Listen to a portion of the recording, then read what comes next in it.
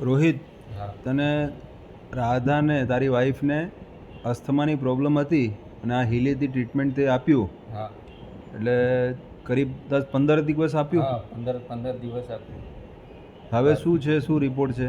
એને પહેલાં શ્વાસની બીમારી વધારે હતી, જેમાં રેગ્યુલર દવા લેવી પડતી હતી. હા, આ ટ્રીટમેન્ટ લીધું એના પછી ગોળી ખાવાનું બંધ થઈ ગયું છે, દવા લેવાની.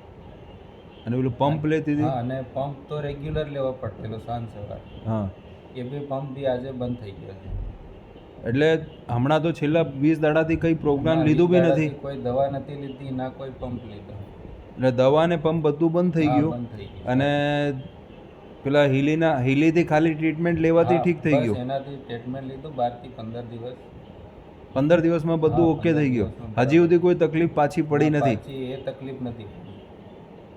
બરોબર. અને તે બી લીધું તું? મેં લીધેલું. મને પહેલાં ઊંઘ નથી આવતી, રાત્રે 1-2 વાગી જતો. મેં ખાલી ગોલ્ડ સાયકલનો પ્રોગ્રામ લીધો, એમાં ઊંઘ બી સારી આવે છે અને સવારમાં પણ ફ્રેશ ઉઠું. એટલે કુલ મિલાઈને બધી પ્રોબ્લેમ સોલ્વ થઈ હા, ગઈ. પ્રોબ્લેમ સોલ્વ થઈ ગઈ. એટલે આ હિલીના ટ્રીટમેન્ટ, એટલે હા, હિલીના ટ્રીટમેન્ટ લેવાથી અત્યારે બધું બરાબર છે.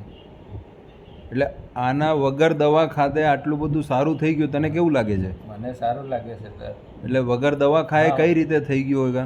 હા, પહેલાં દવા લેવી પડે, હવે દવા લેવી નથી પડતી.